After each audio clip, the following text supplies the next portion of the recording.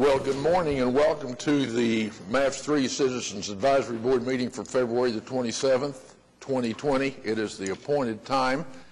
Carol, do you agree that we have a quorum? Having a quorum, we will now call the meeting to order. You've been furnished with copies of the proposed minutes of our previous meeting on January the 23rd. Are there additions or corrections? Second. Been moved and seconded that we approve the minutes as submitted. Is there further discussion? All in favor say aye. Aye. Opposed, no. The minutes are approved. Item 3, David, the MAPS revenue and expenditure reports. Thank you, Mr. Chairman. You have in your packet the MAPS 3 revenue and expenditure report for the period ending December 31st, 2019. On the revenue side for the month, there's $354,523. Fiscal year of $2,548,097 and program of $833,476,281. On the expenditure side, $7,878,632 for fiscal year of $50,529,759 and total expenditures $630,110,510. Then you also have the revenue and expenditure report for January 31st. Similarly, on the revenue side for the month, $353,151. Fiscal year of $2,901,247, and program or total expenditure revenue of $833,829,432. And on the expenditure side for the month, $7,159,015, $57,688,774 for fiscal year, and total expenditures of $637,269,525. Then you also have the budget and obligations report. If you have any questions, I'll try to answer those. So we have not spent more than we have to spend. We have not. Michael, your comments. I'll just make one comment and note that in the interest category, we're still earning $360,000 a month in interest for unspent funds. I think when we looked at how much excess funds we had 18 months ago, that number was $21 million, and now it's up to $30 million. So we have continued to earn money, and it goes into our pot for excess funds. And that I think we'll be looking at later today, so just thought I'd point that out. So with that, I move that we accept the report. It's been moved and seconded that we accept the report as presented. Is there further discussion, or are there questions? If not, all in favor say aye. Aye. Opposed, no. It is received. Item 4, David. Item 4 is recommend a resolution approving preliminary report, MAPS 3 Whitewater Facility in Oklahoma River Boathouse District Improvements, Project M3-R008. If you will recall, this body recommended and council approved some additional funds to be used at the boathouse area, and today we have a preliminary report prepared by Hornbeek Blatt. Tony Blatt is here today to go over that preliminary report with you. Thank you, Chairman and board members. Tony Blatt, Hornbeek Blatt Architects, 101 South Broadway, 73034. So what we're here today is to discuss the preliminary report for the Oklahoma City Boathouse District improvements. And this is specifically broken up into 2 phases. The first phase are items that are either currently in construction or have been completed, and the next phase are items that are slated for construction in our next letting of bid documents. So in phase 1, what we have is we have the cathodic protection, we have capacitors, some filtration testing, we have a timing system, and then we have the double occupancy surf machine. This is a site plan showing where these items are located. The dual person or double occupancy surf machine is next to the Whitewater building, and the rest of the items relate specifically to the Rapids channel. The cathodic protection is something that has been started and is nearing completion, and is dealing specifically with addressing keeping corrosion off of any of the metal parts that are down inside the channel. It's basically protecting those from any type of deterioration in the future. This is nearing completion. It's about 80% complete currently. We have installed capacitors which will deal with electric power to the infrastructure on the site, and it's dealing both with the efficiency of the power and it's a reduced cost and a reduced energy usage on startup. This has been completed for installation. It has not been turned on. Once the channel is brought back up to the proper levels, at that point this will be turned on and it will be considered 100% complete. We did some initial filtration testing, and this is in advance of our phase 2 filtration, specifically to see how the water would react whenever we did different types of filtration methods. This testing was utilized to create the next phase, the scope of services for the next phase of testing. And that is complete. That filtration testing has been completed. We also installed a timing system, and the timing system was installed so that we would have a permanent system for when races were completed, that a professional timing system was being utilized and we weren't renting a temporary timing system to time races on property. Last item is our dual occupancy surf machine, which was bid at the end of last year and is currently under construction. Construction is they've dug down and they're getting ready to install footings. The actual machine is slated to arrive 30 days after the shop drawings have been reviewed, and those shop drawings are in our office under review. We're still slated to be installing this in this spring, and so that was the intent, so that we could utilize it this season. A couple of additional photographs of the surf machine, and this is just an overall budget and timing slide. It's the cathodic protection was about $109,000. Capacitors were $329,000. Filtration testing was just shy of $25,000. The timing system was $7,500, and the surf machine was $1,964,000 and a little bit over that. So the work has been completed on the filtration and the timing systems. The cathodic protection will be completed as soon as the channel is filled and it's activated. The capacitors are almost complete.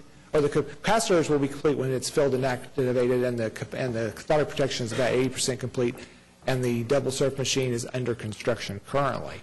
Phase 2 is going to include renovation of the interior of the Rapids building, and it's going to include the permanent filtration, plus we have set up an alternate for a 4-person zip line. The interior of the building on the ground floor will be a renovation of the stairs and elevators that were originally slated up to the 2nd floor, plus an enlarged kitchen footprint to handle the meeting rooms upstairs, and a slight adjustment to the offices that deals with the enlarged kitchen and bar footprint. Upstairs we have 3 large meeting rooms, a smaller room that combined can make one very large open meeting room. We have a conference room that's directly adjacent to the stair. We have storage spaces and mechanical spaces, and then we also have this epic deck that is in the 2-story space that's currently in the east side of the building, that when completed will overlook onto the surf machine and will be used as a rental opportunity for the property. This is a couple of slides of the interior of the 2nd floor space. We're carrying the aesthetic of the original building, which is white with blue accents, gray on the walking surfaces, and we've created a sculpted ceiling that's going to provide access to the mechanical units above and also kind of further that wave motif throughout the interior of the buildings. Then another one of those shots just from a different vantage point. The filtration system that we're proposing is going to be able to take and filter down to a 0.5 micron. The current filtration that's being done is down to 5 microns, and the intent of this is to bring that water level back down in and remove any brown or hazy visual aspect to the water. So basically the filtration system is supposed to bring the water into compliance with what the expectations of the facility will be. This is just a shot of the channel. This is the area, 9 million gallons of water that we're trying to filter in this project. The 4-person zip line, so not to run up right to the edge of the budget, we're establishing this as an alternate, but the intent of this is that we can have families of 4 be able to ride this zip line at the same time. It's going to activate the northwest corner of the property so that it's a busy spot in case any future development happens around it. You'll stage right by the building, by the water sports building. You'll take existing sidewalks to where you will launch. You'll go up 62 feet, launch down to the northwest corner of the property, and be able to return your gear at the exact same spot where you got your gear in the first place. This is a rendering of what that zip line will look like and where it launches from, and whenever you're riding it, you'll be looking right down to the central business district and looking at the downtown skyline. So the estimate of cost for the ground and second floor renovations is just over $2 million. The four-person zip line that we've established as an alternate is $500,000. And then for the filtration system, our engineer is saying that we should be estimating in the $1.5 million range for the filtration system that will take it down to that half-micron level. What we're planning on doing is after approval, with your approval today, go to City Council next week. Then we will release the documents for review by the MAPS office and the other review boards, and get this out in the summertime for bid, and hopefully have these projects in completion by the time that the facility opens next March. With that, I'd be happy to answer any questions. David, you want to add any comments before the questions? No, sir. Okay. Questions?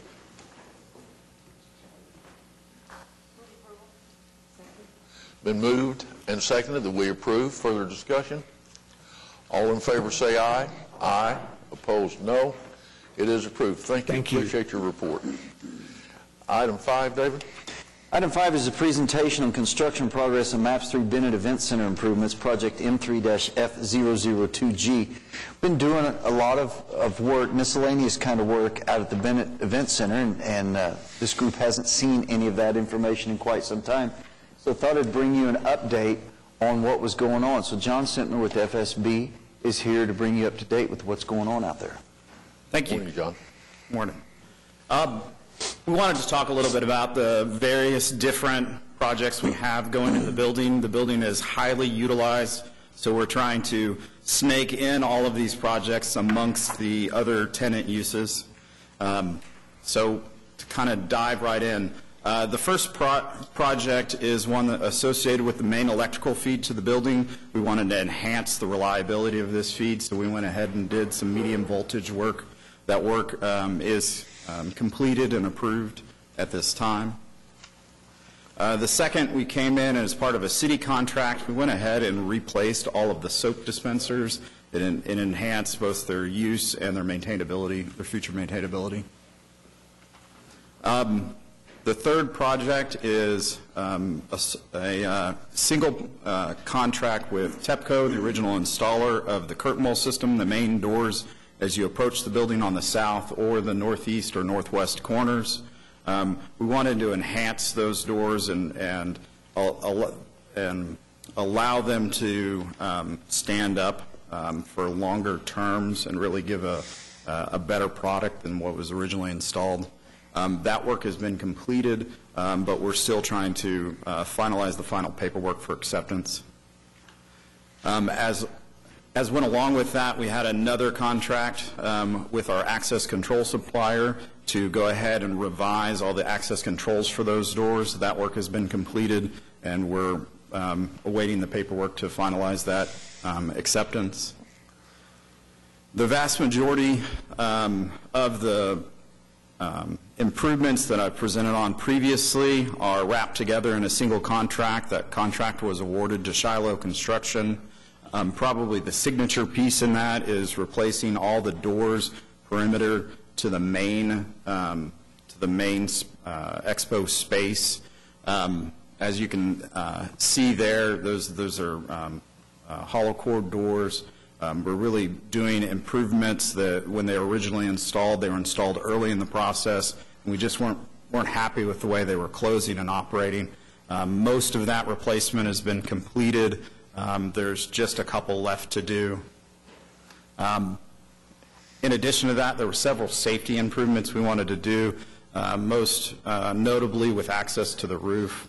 A lot of the handholds and access ladders to the roofs just weren't where we wanted them, so we went ahead and added safety railing, additional handholds, additional ladder steps to all of those, and that work's been completed.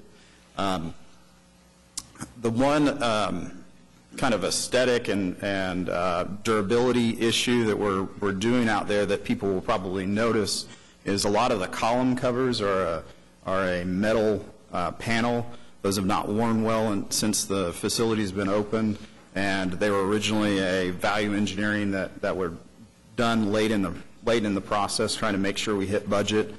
So we're going to go ahead and replace those with a glass fiber reinforced concrete cover.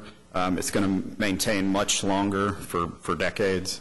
Those have come in at a longer lead item than we expected, so those are not in yet. We anticipate those in the April timeframe to be installed.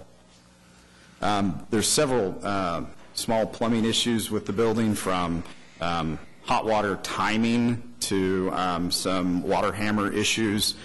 So we've gone ahead and addressed every one of those. All of that work's been completed. And then we added signage to all of the ticket booths. So as you come up, there can be digital signage there adjacent to those. All of those have been installed. So to kind of give you the highlight of the schedule for that Shiloh construction project, we gave notice to proceed November 6th. We have contractually their target for completion date is March 23rd, but we anticipate that to go into the April timeframe. With that, I would take any questions. Any questions? Bob, anything from the subcommittee? No, we just had a small group yesterday and heard the presentation, but obviously these are improvements that we've discussed before and were very necessary for the Bennett building and coming along well. Any other questions? Shall we approve it?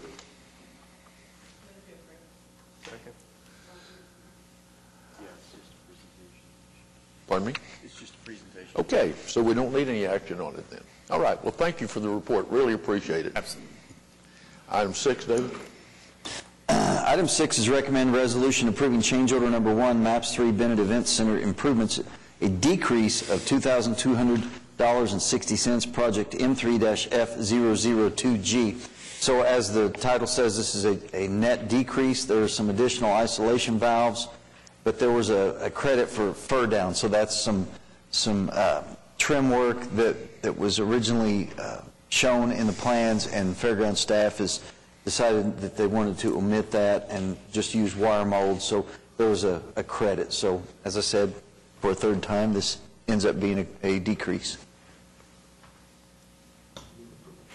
I'll move approval. Again, we didn't have a quorum at our meeting yesterday, but I heard no opposition to the resolution from those who were present. All right, it's been moved and seconded that we approve the resolution as presented. Further discussion? All in favor say aye. Aye. Opposed, no. It is approved. Item 7, David. Item 7 is recommend resolution approving change order number 22, MAPS 3 Convention Center, increase of $81,448, project M3-C003. So there are various items on here as we continue with construction on the convention center. I can tell you the convention center is going really well. The heat is operable. They are placing fixtures and painting walls and really progressing along with that. But there's just some what I would call routine things in here, and I'll be glad to talk about any of them if you want. The largest is the acoustic metal ceiling revisions. So there's a metal ceiling in the ballroom area that's got speakers back behind it, and the perforations weren't allowing enough of the sound transmission from those speakers. So this is to add essentially more holes into the ceiling at those locations where the speakers are. I know that sounds like a lot of money, but remember, this is for those of you that were at the mayor's lunch yesterday, our new ballroom is bigger than that. So that's how much space we're talking about, how many speakers would be in there. So this comes with the approval from the subcommittee. Been moved and seconded that we approve the resolution as presented. Is there further discussion? All in favor say aye. Aye. Opposed, no. It is approved. Item 8, David. Item 8 is recommend resolution approving change order number 4 and amendment number 7, MAPS 3 sidewalks, Phase 4, Project 2 improvements, an increase of $49,004.50, project M3-W004A. So this is the last of the sidewalk projects that we have going on right now. We had some significant delay because of right-of-way issues. Could not get the right-of-way in some of these tight spaces, and it delayed the contractor. Contractor's not asking for delay per se, but what has happened in this time period is that the prices that he bid has gone up. And we've verified this with other bid tabs and other projects. So this is to compensate him for the additional cost of concrete and those materials that he has to use while he is waiting. Been moved and seconded that we approve it. Questions or discussion? All in favor say aye. Aye. Opposed, no. It is approved.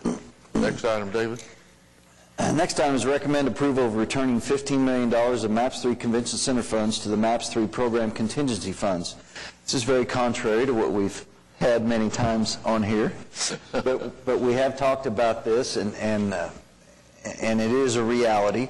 Right now, I can tell you that the Convention Center, with the construction line item and the contingency line item, has about $26 million in the account, because we are very fortunate that we came in well under budget, still getting everything that the Convention Center needs.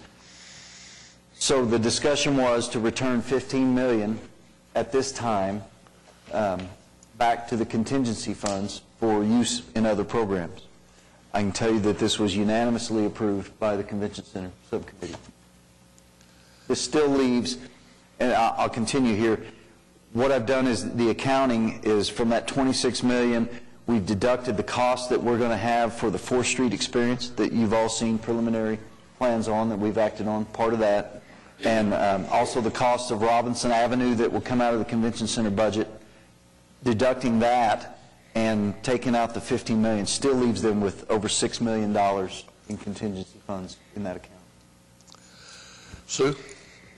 I can just agree with what David said and tell you that the committee did have a good, healthy discussion about it, and they were proud to be able to send this back to us. So I move approval. It's been moved and seconded that we approve it.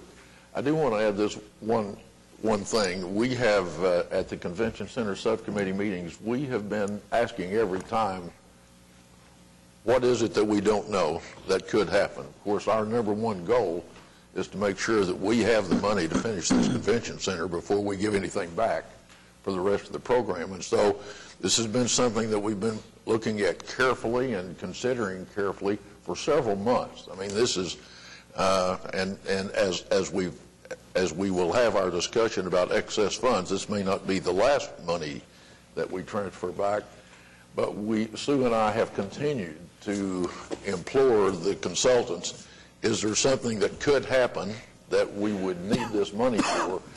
And as we get closer and closer, and I know you already know that we're headed toward a fall completion, maybe not opening, but a fall completion of this. And I think we all feel comfortable that we're going to be well within our budget and that we can do this, and it's not, it is judiciously done with careful consideration that we're asking to send this money back because we believe we can finish the project on time and within the budget. So with that, I encourage you to vote yes on this because I think we have carefully considered it. Any other questions? All in favor say aye. Aye. Opposed, no. It is approved. Item 10, David. Item 10 is recommend approval of funding requests for the remaining Oklahoma City Capital Improvements Sales Tax Funds, Excess Collections, Interest, and/or Program Contingency Funds for the MAPS 3 projects. Yes, I asked David for the opportunity to provide some context for this. I know that you all have each received your copy of the information that we have to consider today, and I wanted to at least share with you the results of my monthly meeting with the mayor, which goes on every month. And earlier just recently, I met with him and the city manager, and they had asked me for a report on our thinking, our joint thinking about the use of the excess funds. And so we talked about that in some detail, and particularly with regard to the process. So I told them that what our process had been was to go back to all the subcommittees, ask them for any enhancements that they thought for MAPS 3 projects, and bring those ideas forward to this group. In addition, there were some items that did not emanate from the subcommittees. The example that I asked Mike if I could use today is Mike's idea that we create an endowment for maintenance for MAP 3 projects with the excess funds. And so in the course of that conversation, the mayor said he was very interested in our input, but that he was not expecting us to bring a plan for allocation of the excess funds. That what he was expecting us to do was to bring forward all of those ideas, but that the mayor and the council may be thinking to some degree more broadly than we are, because we have only thought about these things with MAPS 3, and he gave me a copy of the resolution which was adopted by the mayor and city council for MAPS 4. And in the MAPS 4 resolution, there is a provision that they would be looking to the MAPS 3 excess funds for at least one example would be the completion of the Coliseum at the fairgrounds. There's also the issue of there will be, as we finish the 4 senior wellness centers that we're working on, there will be a 5th senior wellness center and others. And so, as we talked it through, there was I think we historically thought about how we got started on all of this 10 years ago, and we did not allocate the funds. The funds were, and the budgets were established by the city council, and they were given to us for implementation. And so our first step was to start the implementation plan. And so because there is going to be some coordination between MAPS 4 projects and the finishing up of the MAPS 3 projects, we still, of course, have to do the lower part. We still have to do 2 wellness centers. And so as the thoughts are brought forward about how to allocate these funds, he asked that we report to him and to the council on how much excess funds there were, how much we've already spent, how much there is left in the excess funds, and our ideas about how those funds could be used on the MAP 3 projects. But they're not looking to us for a detailed plan to bring forward. As a result of that direction, I met with Craig and with David, and we developed a plan for the report and the meetings that have occurred this week in the subcommittees, so that we would comply with what we've been asked to do. One of the reasons that we have it on the agenda today is the mayor and the council are ready to start considering what to do with the excess funds, and they'd like to get started on it in the month of March. And since this is our meeting in February, they asked that we get this report ready. And so David and his staff have been working, I don't want to say around the clock, but they've been working a lot to get all of this information. And while I'm anxious to hear any input and comments that all of you have, I will just say you've been furnished with a copy of the things that David and staff believe should be included in this report. If there's anything that you want to have added to this, we certainly want to do that today.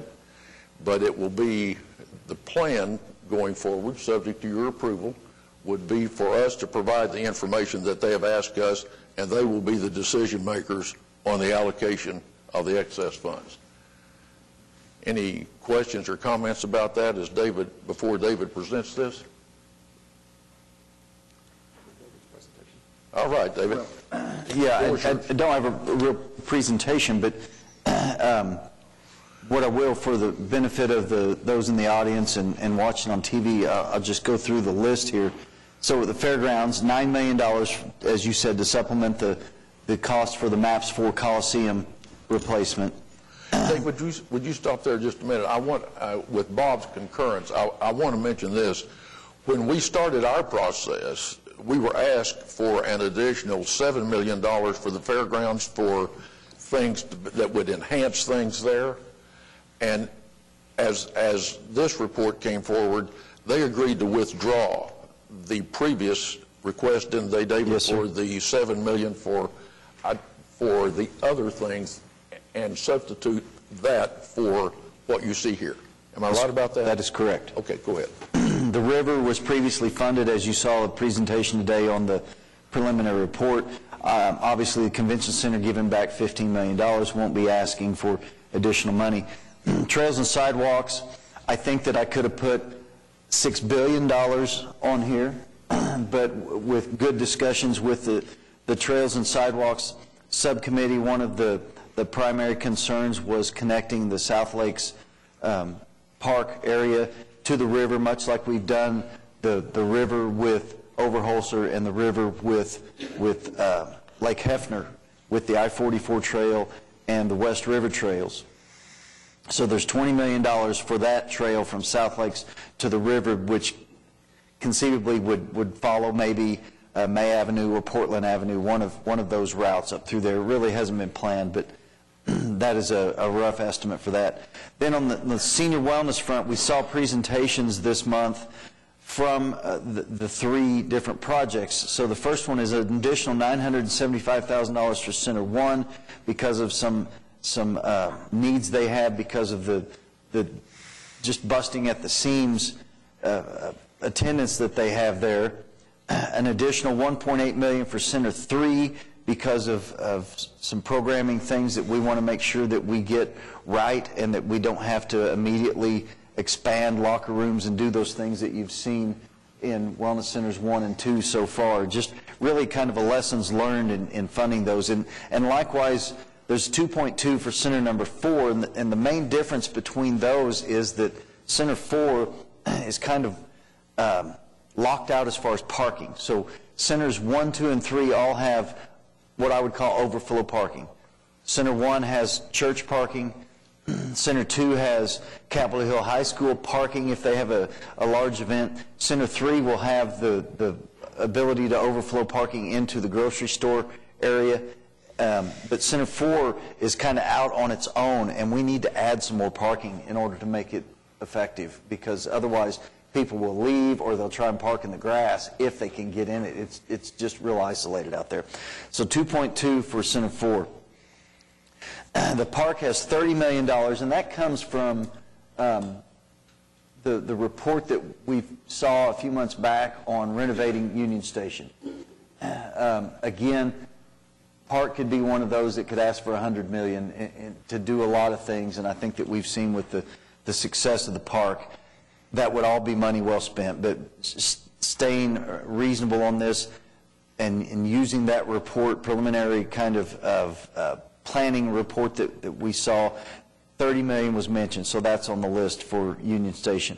Streetcar has previously been funded, and then as Mr. McDaniel mentioned, in the other category, to create an investment fund for future capital expenses came from Mr. Adams. I have a question for you, David, if I could.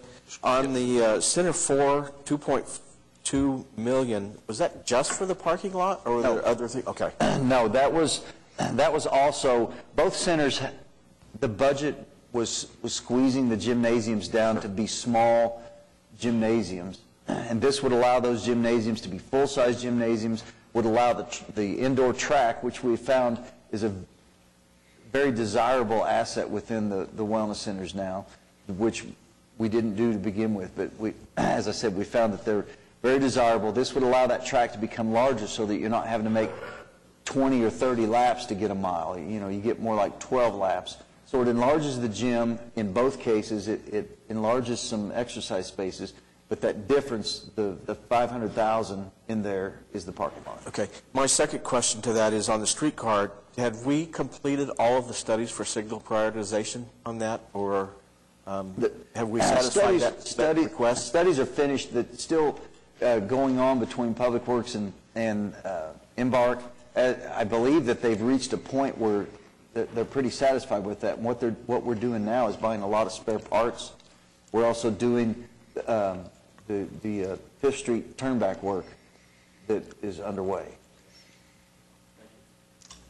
David, can we back up just a second? Maybe give us a recap on how much we're talking about in excess funds?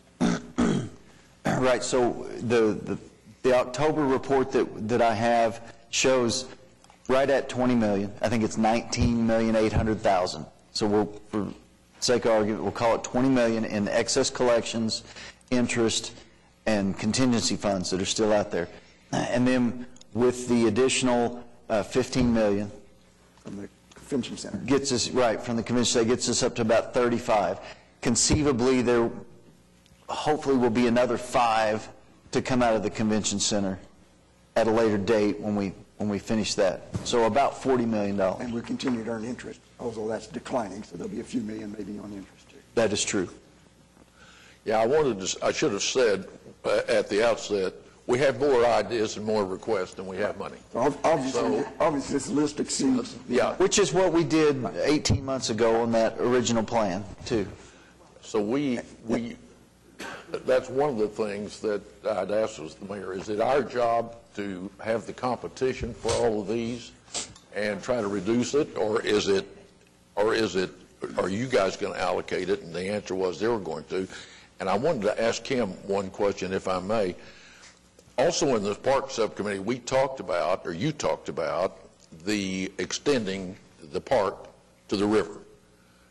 And so it wasn't just Union Station that was included, but those things together if we did the presentations that were made to your subcommittee, it would exceed $30 million. It definitely would. And early on, we asked Hargraves to design that element of taking the park all the way to the river just to see what that would look like, not only as a great feature to the park, but also as another source of operational revenue, which is the basis for the ask also on Union Station.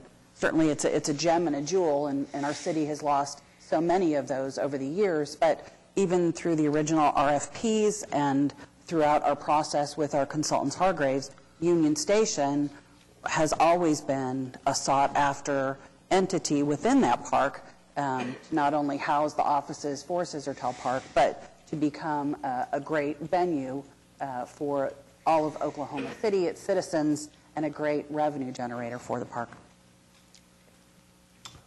Other questions? Michael? Tom, yes. When I originally saw this and understood the process that you outlined here today, my original thought was that while we spent 10 years as subcommittees working diligently and exhaustively on all these projects, and to kind of now take that and take it directly to the council, something about that just didn't seem right. But upon reflection, the more I thought about it, the more I realized I think it does make a lot of sense. And the reason for that is, of course, is that because we spent 10 years on our own subcommittees, and we are champions of those projects, that it puts, it just makes sense that the council, representing, of course, and being voted by the folks of the city to make these decisions might make actually more sense, because they don't have that same sort of 10-year history of just working at a specific project. So I think that makes sense. I wanted to say that. Having said that, though, as I'm sitting here and I add up the senior wellness centers in the park, which happens to be the two subcommittees that I'm involved with, that equal right about $35 million, I suggest we could just do that and move on. Anyway. That notion.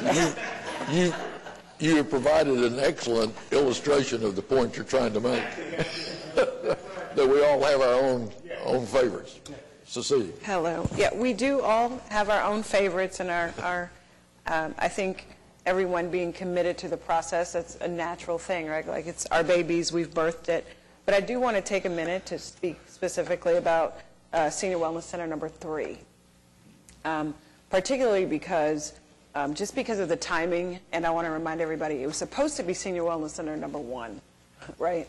And just lots of things prohibited that from happening. But in the process of designing and figuring out a good location and getting the community involved, what we're finding out is a lot of the community is feeling like what we're going to end up with may not be exactly what we feel like we need for the area. Had several conversations yesterday after the committee meeting, and lots of people expressed their feelings and concerns. And one of them that I think I had not really thought about that came up was due to the location. This started out as a Senior Wellness Center, number 3, located supposedly further east, 73111, the unhealthiest zip code in the state. And so that it was going to really be a primary draw to those residents. Moving it over to Lincoln gives it a little different accessibility, if you will, to a larger group of people. You got to think about the people that work downtown and work in the Capitol that use Lincoln that might increase usage to this facility that we probably hadn't really considered before. And so we're not really talking about a neighborhood facility or an area or an east side facility. We're talking more of a facility that's the closest one we'll have to downtown. And so I just want to put that out there for consideration. We left some cards on the table. There is room to expand. It didn't make this cut. It's not included in this $1.8 million. But as we go forward and we keep having these conversations with City Council, with the folks involved with the community, that we consider that this may not just be a facility that will have the ability, just because of its location, to just cater to one certain area. So I just want to say that. Good point. Sue? You made me think, Cecilia, that what you bring to the table is so important. And so I guess this is really kind of directed to Mark. So as we move forward, we know that it becomes now the City Council. But it's important that we don't lose the thinking and the expertise from the committees. And I know that MAPS 4 will be the same way with their advisory board and their committees. But I just challenge the City Council to be sure that they seek out maybe some committee members' discussions or advice. For instance, I'll give you an example. We know trail-wise that MAPS 4 has trails on it, but it's really more kind of those shared bike lane type things, and maybe not quite as much of the trails that we built in MAPS 3. And we know we still need to do those kinds of trails too. But we felt, some people on my committee felt like that discussion wasn't even brought to the table when we were having the public meetings. It was a little more along the line of that shared. So it's just things like that that, again, it's 10 years, so it's hard for us to give up. Because, we think about it for 10 years. But, everybody has their ideas personally that's on the City Council. But I think that we really want to be global and yet drill down to those specific things that might be important for, like Wellness Center number 3, but also the zip code 73111, and things will look different. A couple of comments, and I appreciate what you say. Is that not on? Doesn't the lights burn out? A couple of comments. In making phone calls through this process, I've learned a lot in talking to members of the committees, and I've learned even more about how hard David Todd and his staff have worked on this project. And so I really appreciate it. I appreciate Mike's comments that we have the opportunity to look at more instead of less. And I encourage those conversations from my members of the council. I encourage them to make phone calls and to take the time to feel your passion, to learn of your passion, and to have you be a part of that process. The other thing I'd say that really stands out to me from serving on this committee, looking at Wellness Center number 1, and Bill Fleming's here today with Healthy Living. I spoke there recently, and there was a large female contingency that came to me about the lack of restrooms, bathrooms, space to dress, and they were very passionate about that. And so I worked with Bill and I worked with David to come up with a plan, and Bill wanted to do a lot more, but cuts had to be made, and I want to commend Bill for, they volunteered, they're a nonprofit, to provide some of the furnitures and fixtures to make this work. And my point is, we all have to give and take. And this is a wonderful problem to have. I look forward to working with each of you on it and other members of the committees. Thank you. Mike? I'd like to speak on the last item on the list briefly, because this did not come up through any of the subcommittees, and we've had a brief discussion, but I just wanted to pass on kind of my thoughts. I think one of the criticisms of MAPS 3 was that we did not provide any funding for we're building all these big projects, and we haven't provided any funding to maintain them or to operate them. And I think that's a criticism we've heard, and I think it was something that was recognized in MAPS 4. And in MAPS 4, basically, the council adopted that concept and to set aside some reserve funds, some capital reserve funds to do improvements or to do expansions or do some capital maintenance items down the road.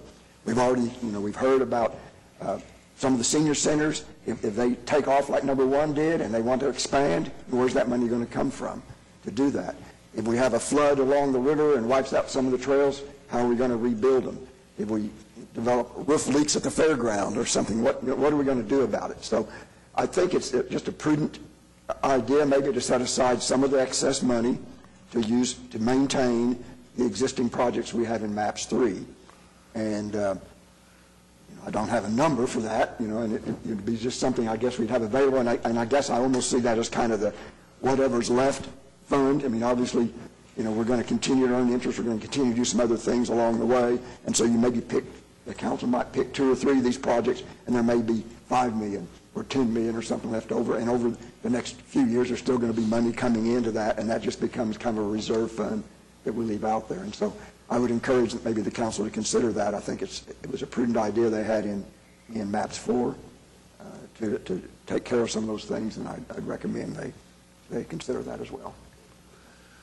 I think it's an important point to make, though, that it wasn't as though we forgot about it. I mean, we were given capital projects. That's all. The only thing included in MAPS 3 were capital expenditures. So it wasn't as though we forgot about maintaining them.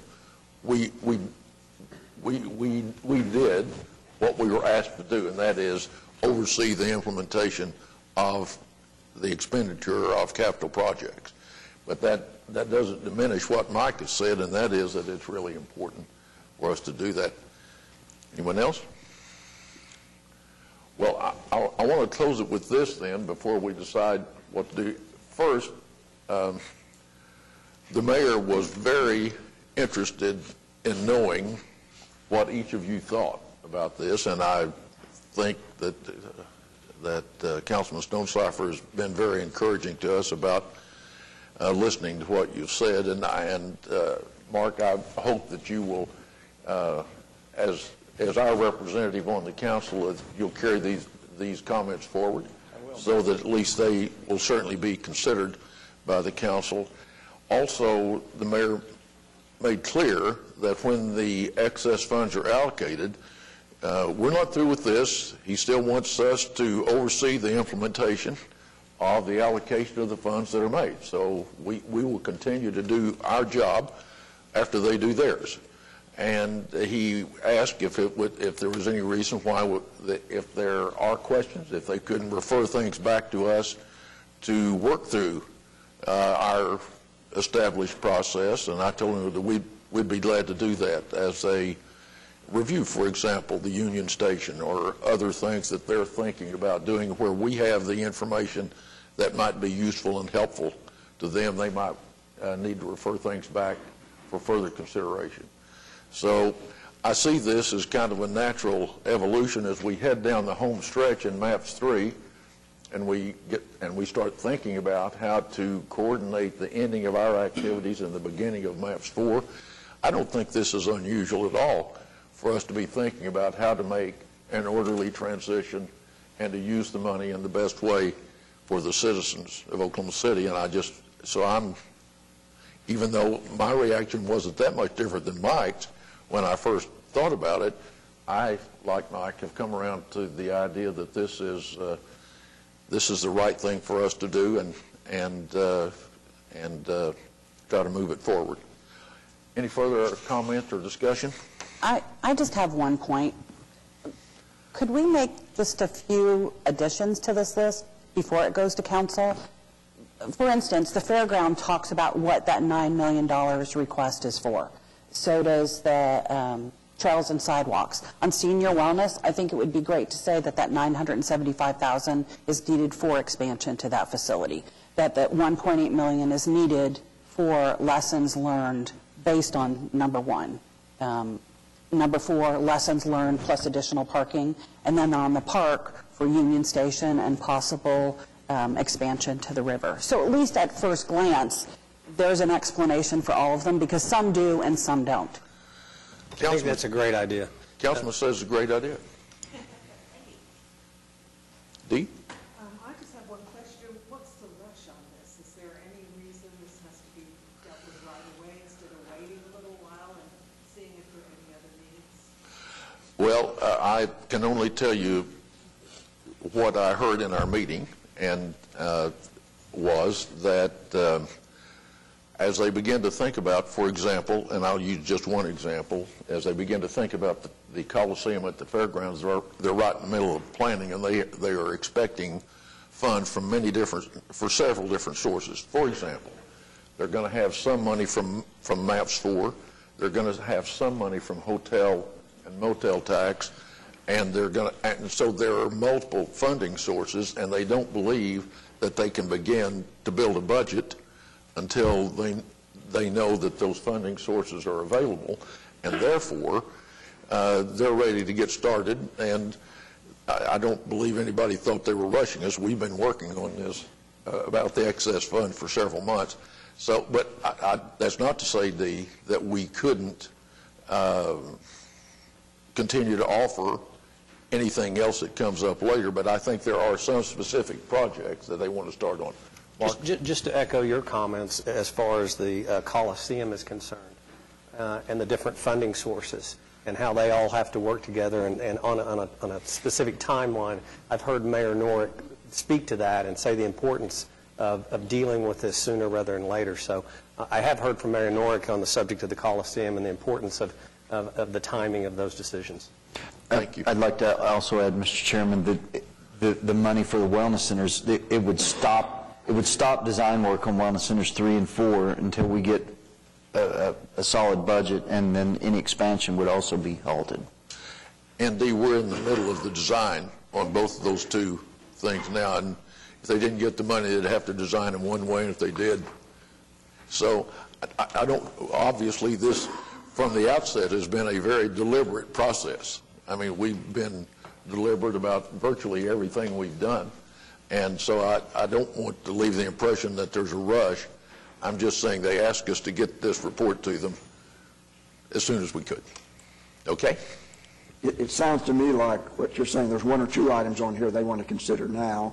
Yes. They're probably not going to allocate the whole, all the excess money from this list right now. And so items may drop off or items may come back on the list in the future, but there's a couple of the items they want to deal with pretty quickly. And the wonderful thing about our system, to Mike's point, is that it's never too late. If something comes up that you want to have considered, you can bring it here, and we've got a councilman that's a member of our group that can take that idea forward for us.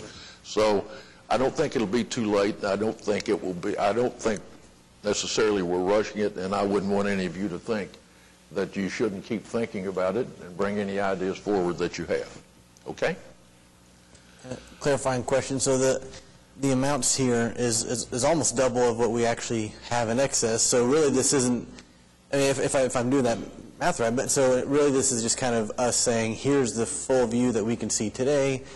There's going to have to be an allocation that's roughly, half of that, but at least we can see what the priorities are and what's in our purview right now.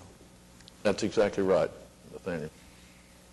We're not setting any priorities or ranking them or picking and choosing. We're just saying, because that budget process has been in the council's purview in the past, and we're turning it to them. So here's the list of items. Tell us what the priorities are. Exactly. Anything else? Okay, if we're done, that brings us then to, pardon me? Yeah, we'll need to take an action on this. I move it. Yes, we do. They're asking us to recommend the approval of forwarding this to the council. So, is there a motion? Mike's moved that we approve it and move it to the council. Is there a second? Cecilia seconds it. Is there further discussion? With the additional descriptions, yeah. Further discussion? All in favor say aye. Aye. Opposed, no. It is approved. That brings us to item 11. David, do you have any new business? No, sir. Any member of the Citizens Advisory Board have new business? All right, then. That takes us to item 12. We've heard about action items from the subcommittees. Any subcommittee have a addition or report they want to add at this time? This year has started off as a great year for Scissortail Park, and certainly it ended on a great note. It's amazing to see how many people are there on a daily basis, rain, snow, sleet, hail. But I have some accolades to share with everyone. Oh, great. Yes. The Urban Lands Institute, which has a chapter here in Oklahoma City, had its 6th annual awards for impact to the city on January 31st. And in the category of, let me get to the right category, I apologize, Outstanding Public Initiative, Scissortail Park won that award. So we are very proud and pleased for all the work that everyone has put into this project and the level at which our operator is maintaining that property. And then also in February, we received notice from the Scissortail Foundation that Scissortail Park was selected as the 2020 Mom Approved Best Park by the Oklahoma City Moms blog. And if you've never heard of Oklahoma City Moms blog, it is the definitive blog for everything that is mommy and daddy and children. And the accolades that we received from them are certainly very much approved. And we even have a special little stamp that Scissortail Park can put on all their information on the website, showing what a great facility is, not only for everybody in Oklahoma City and Oklahoma, but visitors that come to the city as well. So congratulations to us all.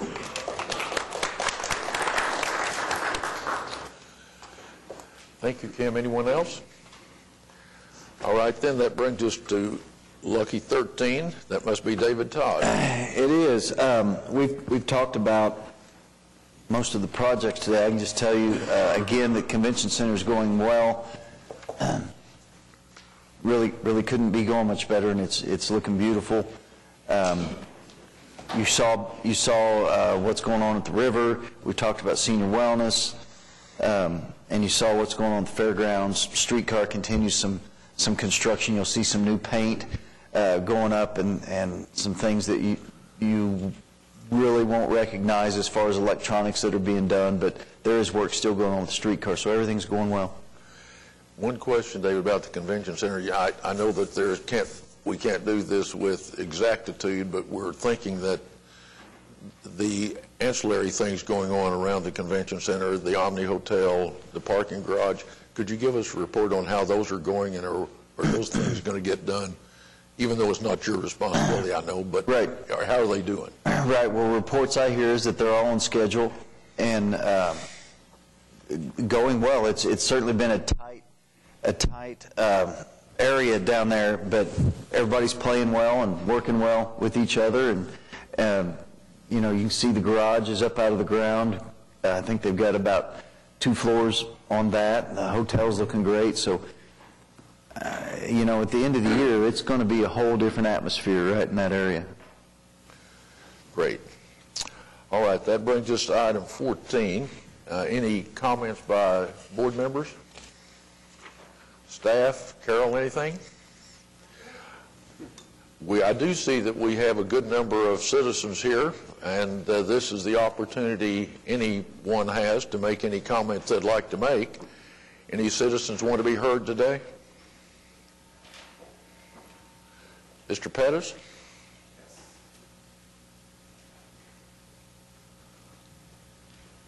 Mr. Chairman, members of the board, I just wanted to make a comment on what was said this morning by Dr. Woods and also Councilman Stonecipher and the rest of the members.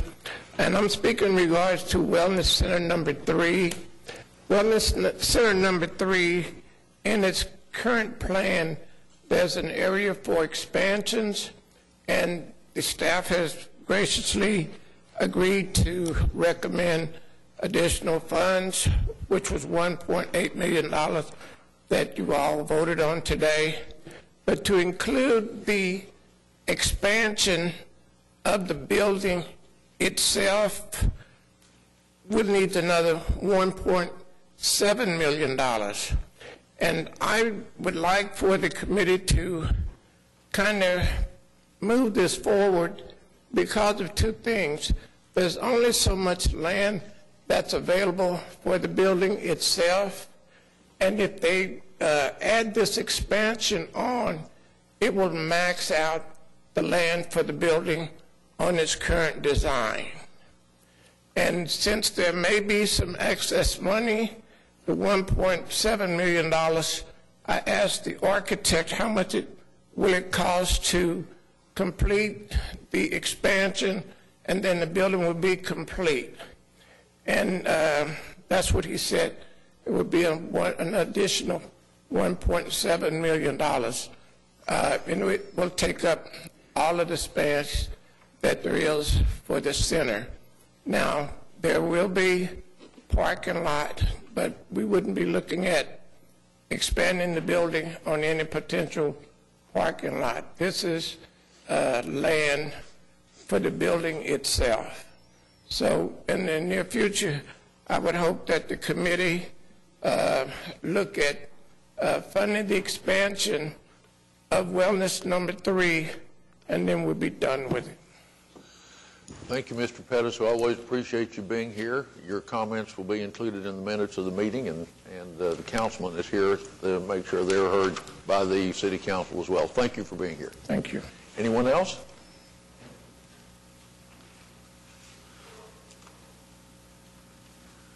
No.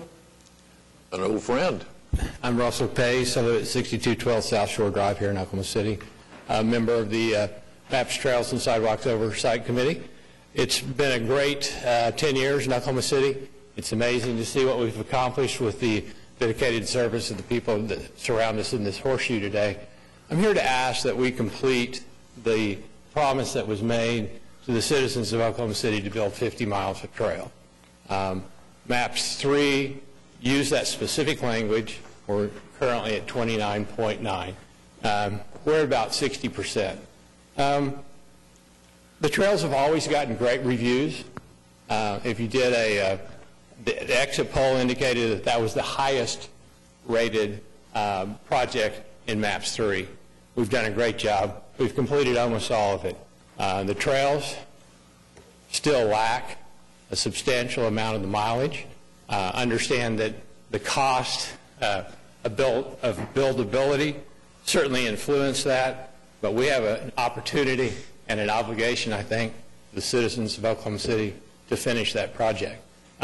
Understanding now from Chairman McDaniel's statement how the process will continue, that's really all I have to say today. But let's finish those trails. Let's build South Oklahoma City the trail they deserve. Thank you. Russell, while you're there, I want to offer my personal thanks to you. I've been to a lot of those trails meetings, and you've been one of the most faithful members of that subcommittee, and you've done a great job, and a good part of the success of what has happened is due to you and your colleagues on that subcommittee, and I want to say a public thank you to you for your volunteer service. You've done a great job. Thank you. It's wonderful to hear, and a lot of that goes to the staff and the other members as well. Thank you. Thank you, Russell. All right, anyone else? Hearing none, Cecilia, you wanted to make a motion to adjourn? And Mike, you wanted to second that? It's been moved and seconded that we adjourn the meeting. All in favor say aye. Aye. We're adjourned.